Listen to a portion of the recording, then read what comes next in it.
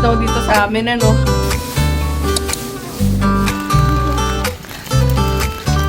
Yan. Winter siya, no? Winter kami dito, na ulan, pero malamig.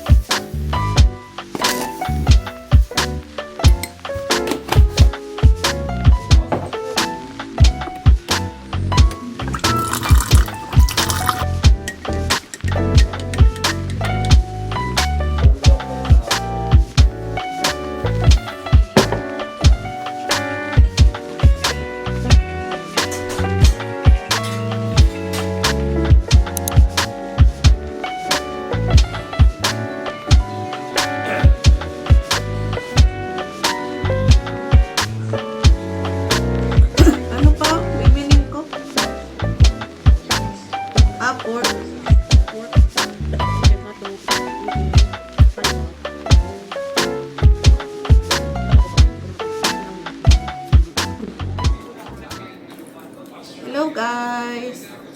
So, mag-grocery tayo. Samahan nyo ako mag-grocery. Ito yung aking grocery list. So, di ko alam kung may nakalimutan ako, pero baka maalala ko mamaya pagdating ko sa grocery store. Yan. So, mag-grocery ako kasi naglalaba kami ngayon. So, babalikan namin yung laundry namin ng 12. So, 11 o'clock ngayon. So, dapat bago mag-12, nandito na ako sa bahay. Para makuha na namin yung laundry namin sa dryer. Then, may uwi na namin dito. Yan. Tapos, sana mabili ko to lahat. Yan. May naisip ako. Nakakalimutan ko kasi. Yan. So, tara guys. Punta na tayo sa grocery store.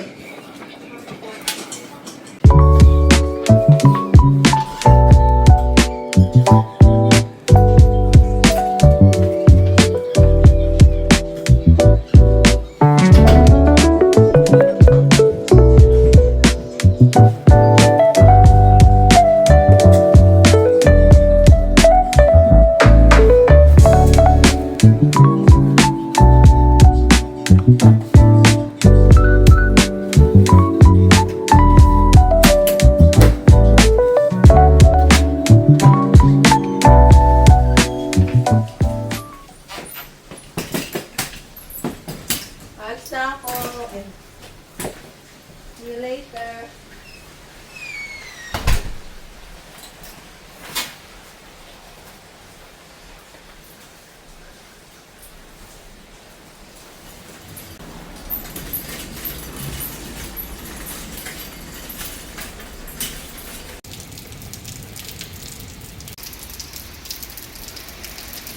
Ay, nako guys. Ang lakas ng ulan. Sigurado mababasa yung cart ko. Pagpunta ko pa lang doon, basa na. Hanggang pag uwi ko, basa rin. Naku po.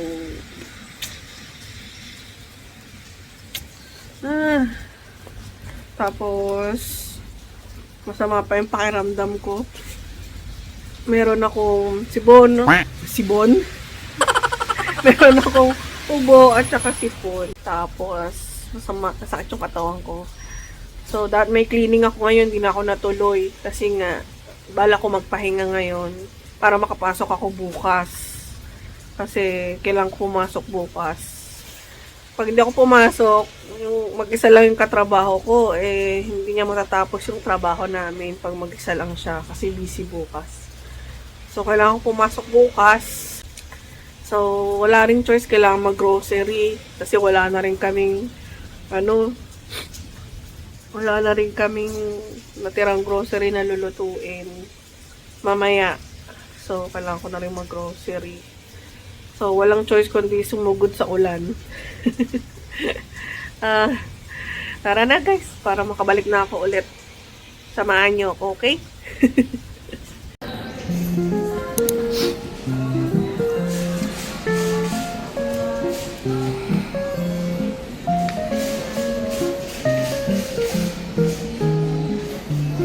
Maraming naka-clear out ngayon, no? Kasi malapit na mag-Christmas. So, inuubos na nila yung mga Christmas stuff nila. $5, 3 sets. 3 pairs. $5.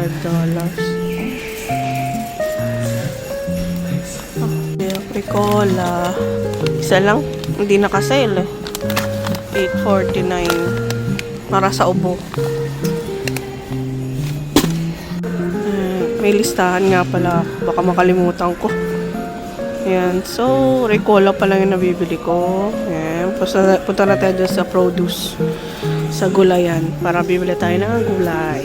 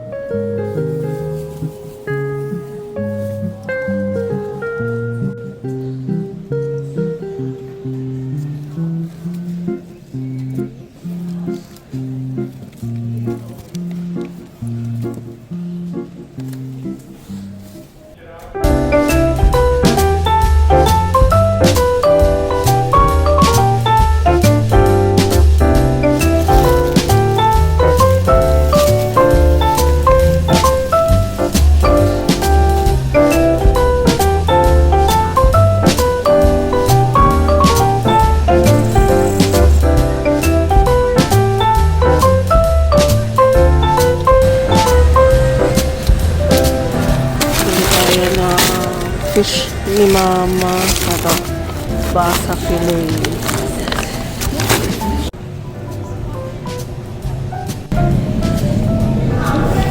Maganda yung may buto eh.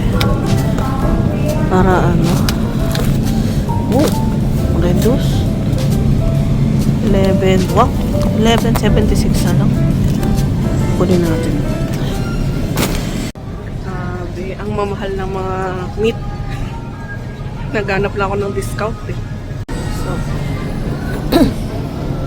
bili tayo ng chicken hotdog.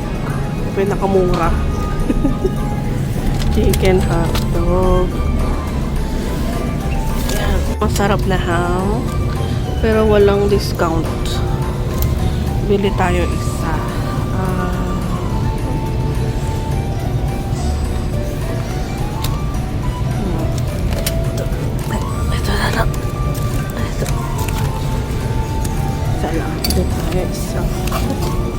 Wala lang eh, ubos na.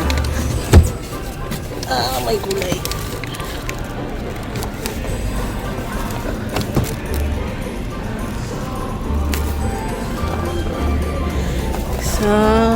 Isa pa, dalawa.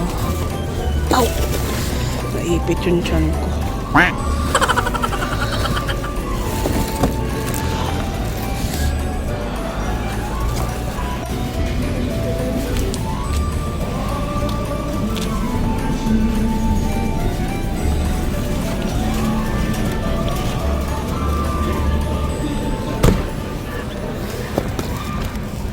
So, yan guys, no, nabili ko na lahat.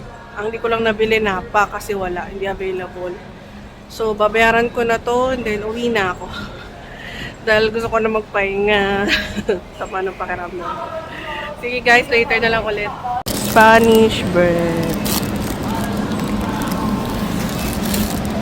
Saka ube. Pili tayo ube.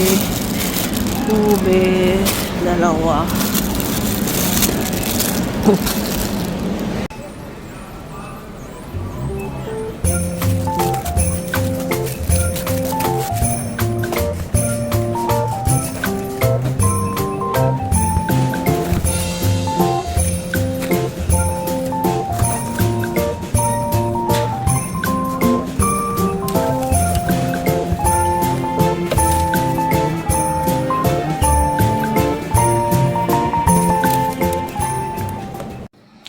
Yan guys, no? So, tapos na ako mag-grocery. Nandito ako ngayon sa laundry. Kasama ko si mama. Ayun.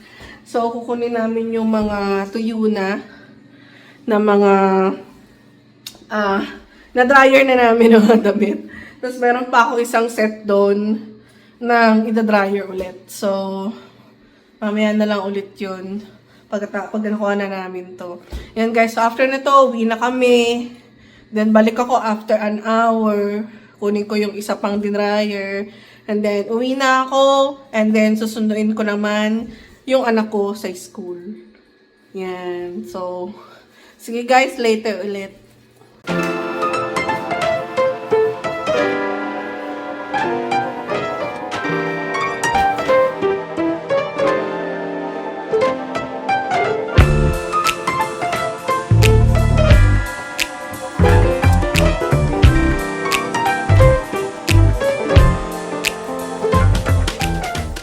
Ayan guys, no, kung napapansin nyo, hindi nag-i-snow dito sa amin, ano.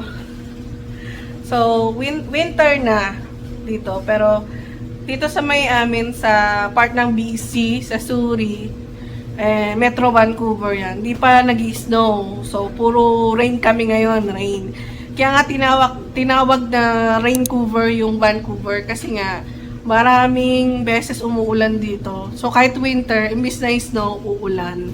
Pero, nag-i-snow din dito sa amin. Pero, ano lang, madalang lang yung snow. So, bilang mo lang yung araw na mag-i-snow. Kasi, pag nag-i-snow na dito, kinabukasan, halimbawa, uulan. Tapos, mawawala na yung snow, di ba? Kasi nga, mapapalitan ng ulan, mababasa, magbe-melt. Yan. So, kaya ngayon, ganito yung winter namin dito. Ulan, hindi snow ang winter namin. Di tulad sa ibang province, no, nag-i-snow na sa kanila. So, hindi ko lang alam kung kami lang dito ang hindi pa nag-i-snow o doon sa kabilang side ng Canada, sa may east, sa mga islands, kung nag-i-snow na rin doon. Hindi lang ako sure.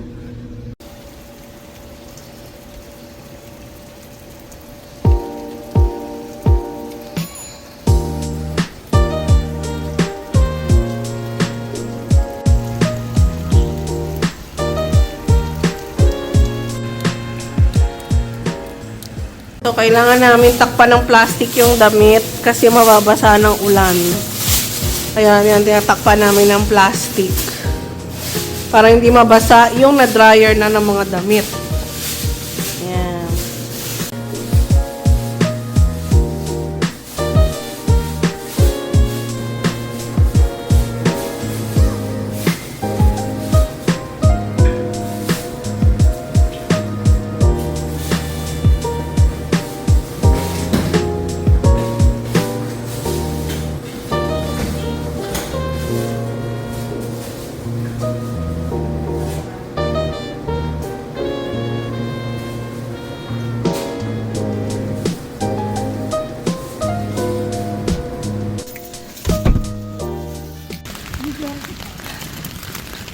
Yan. So, ganyan ang sitwasyon namin pag naulan dito. So, itong ulan na to guys, malakas na to ha. Kasi talagang hindi naman umuulan dito ng kagaya sa Pilipinas na alam niyo yun, yung bagyo talaga na lakas ng hangin, tapos lakas ng ulan. Tapos, may kulog kidlat. Yan, dito hindi. So, ganyan lang ang ulan dito. Kung i-compare nyo sa Pilipinas, mahina pa to. Pero dito sa Canada, malakas na tong ulan na to, guys. Yan, ganyan. So, babalik pa ako namaya kasi meron pa kami isang dryer, so ako na lang yung babalik. Yan, tapos pahinga konti, susunduin naman namin yung anak namin sa school. Yun ang aming gagawin ngayon. And then after nun, stay na sa bahay. Yan, magluluto naman.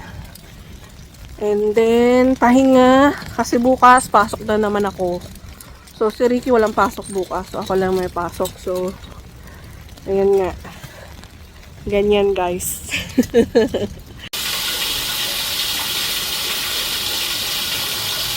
Tsaka guys, dito, naulan. Tapos, winter siya, no? Winter kami dito, naulan, pero malamig. Yan, so, hindi ka pwedeng maligo sa ulan dito. Hindi tulad sa Pilipinas. Pwede kang maligo. Kasi nga, di ba, mas masarap sa pakiramdam kasi sa Pilipinas sa init.